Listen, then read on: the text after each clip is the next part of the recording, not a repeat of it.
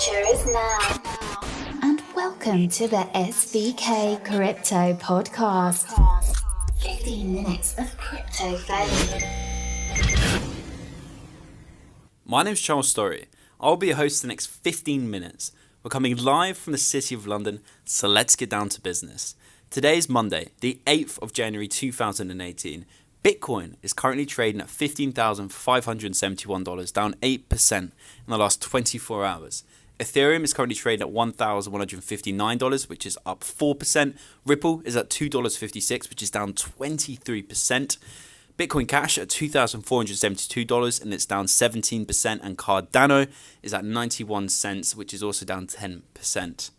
The current market cap for the crypto space is $756 billion, and Bitcoin's dominance of that is 34.5%.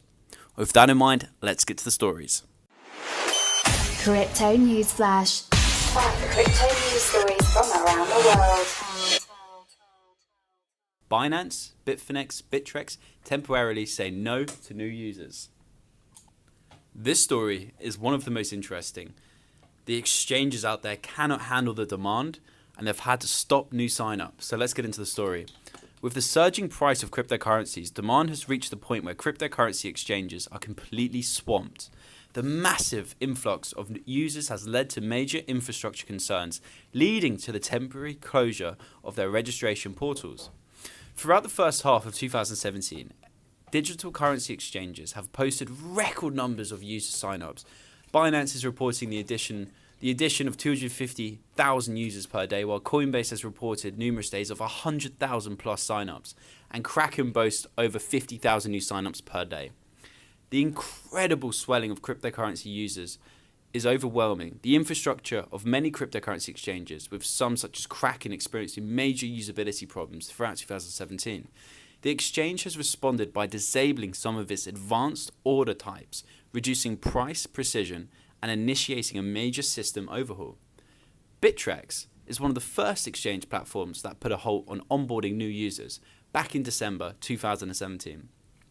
An alert from this US-based exchange reads, "We have received an enormous number of new account registrations over the past few weeks." And in addition to Bitrex, 2 other platforms had also had to make similar decisions. Bitfinex and Binance. New signups to Bitfinex will be welcomed by a window stating that the new account creation has been paused. Part of the message reads, "Thank you for your interest in opening a Bitfinex account. However, due to extraordinary demand, new account creation has been temporarily paused. Bitfinex focuses on serving professional traders. The reason we have decided to temporarily stop accepting new accounts is that we cannot undermine the quality of our services for our existing traders by flooding the system with new small accounts." Binance has also had to halt registrations while undergoing an infrastructure update. While Bitrex and Binance have not given a timeline for reopening new account registrations, Bitfinex intends to allow sign-ups starting January 15th, 2018. A great story. I think it's a positive one. You know, the exchanges, and this was kind of negative that the exchanges are not built. They can't handle the amount of users now in the crypto space. So what's everyone to do if they can't sign up for an exchange? They're stuck, and their money's waiting to get in. So we need to find a solution to this ASAP. Let's get on to the next story. I've brought all that Ripple. CNBC airs bizarre live tutorial on buying XRP. So let's get into the story because it's a controversial one. US mainstream media network CNBC has caused a stir after airing a step-by-step tutorial on how to buy Ripple on Poloniex. In what would previously have been an unlikely format for the broadcaster host Brian Kelly, used screens of Poloniex order book to guide consumers through the process of specifically acquiring Ripple's XRP token. He then performed a live spot trade in which he converted around 3 Bitcoin to XRP. "I've bought all that Ripple, and that's how easy and fast it is," Kelly commented. While the addition of CNBC's Fast Money segment is arguably promotional rather than informative nature, it is not the first time the network has chosen to overly plug a certain cryptocurrency. In December, the sudden appearance of a pro-Bitcoin Cash content, both on air and on social media accounts, raised significant suspicion from the cryptocurrency community. XRP's astronomical price rise has meanwhile likewise given rise to concerns from those unconvinced by the utility of the token versus platform itself. Ripple businesses are not required to invest in XRP.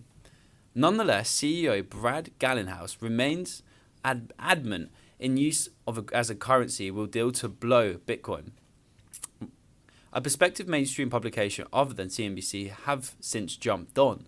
A lot of speculation that's gone on about XRP lately is people realizing Bitcoin is not going to be the kind of panacea, all things blockchain we once thought it would be. Garlinghouse told NBC.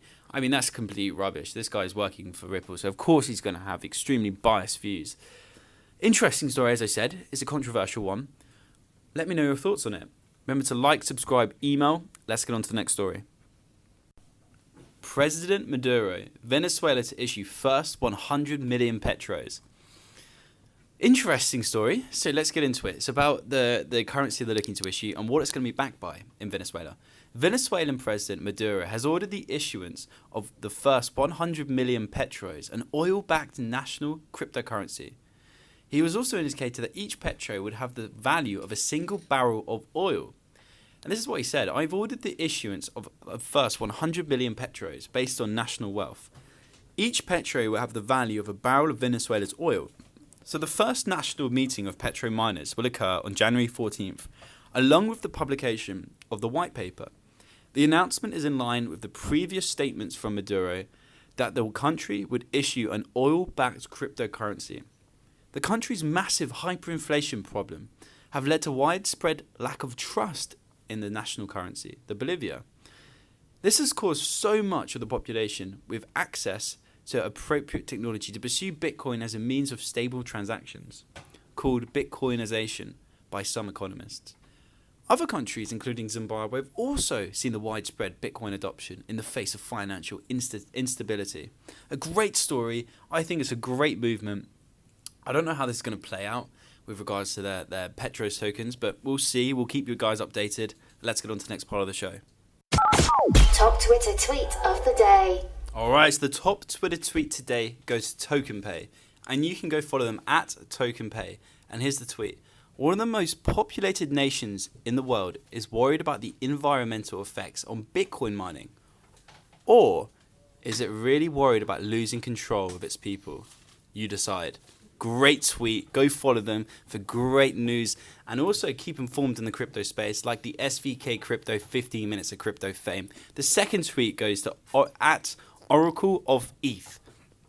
And the tweet is as follows. Ripple XRP is not being added to CoinBase. I recommend selling XRP and buying Ethereum. Boom. Great tweet. We love it. Keep the good work up, guys, and let's get on to the next part of the show. SVK's current global crypto view. The ICO we're going to be looking at today is CoinFi. The token symbol for this is COFI, so let's get into the details. Hard cap for this project is going to be $50 million for a 50% of total token supply. Conversion rate is 1 Ethereum for 7,500 COFI tokens. Maximum market cap at ICO on a fully diluted basis is $30 million. Bonus structure, 3 rounds, 20%, 15% and 10% bonuses. So in pre-sale, that is 5% for the first hour of the crowd sale if you get involved. Pre-sale whitelist. Pre-sale begins on January 15th, 2018. Second and third round on January 22nd and 29th of 2018. KYC required for ICO and whitelist will be required. Okay, so it's an ERC20 token, which means it's based on the Ethereum blockchain. Countries excluded is US, Canada, China, Hong Kong, Cayman Islands. So, timeline. Crowd sale begins February 8th and ends on February 22nd, 2018. And what does the company project do then? So CoinFi is attempting to create an all-in-one platform for cryptocurrency investors with analysis, catalysts, and tools/signals to be offered all in one place. CoinFi's platform will aid users with a collection of tools for choosing strong investments, as well as offering a chance for users to build a reputation for their analysis on their platform. CoinFi will offer a crowdsourced and curated real-time news database, as well as a number of ways for users to identify abnormal market conditions, or the best place to purchase coins without having to do so manually. Okay, so it also offers a platform that combines a decentralized social platform with an automated trading signals and the option to sell your own trading tools, which is pretty cool. And I believe there's a lot of it's an interesting point. So, how advanced is the project? So the platform is currently developing. The closed beta and the public is going to be released or is scheduled later Q1 this year. The white paper includes several examples of some of the signals they plan to offer. So Q1 2018, create basic platform, news and content aggregation on price charts overlaid on each cryptocurrency, social functionality, including upvotes and downvotes, develop editorial procedures and begin the in-house compilation of news for existing cryptocurrencies, prototypes of machine learning algorithms for content classification, quality assurance and fraud detection. So, the team. Timothy Tam, co-founder, he's got 15 plus years in equities trading and hedge funds, ex-Goldman Sachs for Asia, and has also worked at 2 large Asian hedge funds, and is also the co-founder of an Asian long-short hedge fund, specializing in event trading. Han Chang, who's also the co-founder, has got an MS in computer science from Boston University, 8 plus years of experience developing web apps serving 10 plus million users, and has written black box equity trading algorithms, founded a Chinese Bitcoin exchange. Awesome.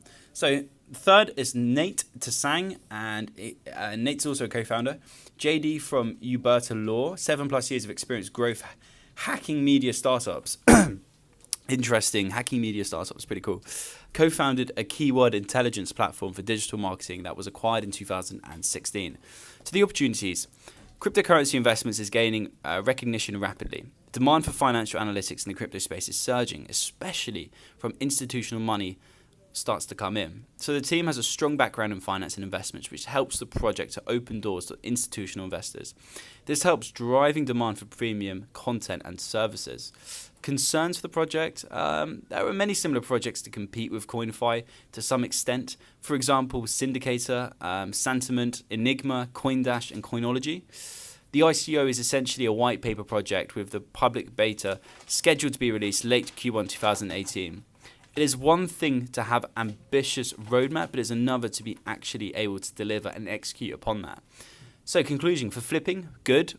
All the projects that compete with CoinFi have a market cap of well over 100 million. With the high market awareness that CoinFi has, there should be plenty of unmet demand for the token once they are listed on exchanges. For long-term holding, good. Cryptocurrency investing is the wild west right now, and we believe that the significant inefficiencies and information loss, I guess there is, that traders can take advantage of. If investors have better information, they can outperform the market. With the team's background, we believe CoinFi is well positioned to attract usage from institutional type investors. So that's that. That's a wrap. I got to bounce. Remember to like, subscribe, and share. The best email to reach me on is cstory, CSTORRY, at svkcrypto.com. Our Twitter is svk_crypto. Tweet us. I'll be back tomorrow. If you've got any questions, please feel free to reach out. Have a great day. You've been listening to an SVK Crypto podcast original. Follow us on Twitter at SVK_crypto. Email us on csstory@svkcrypto.com. Leave us a message on our website, www.svkcrypto.com.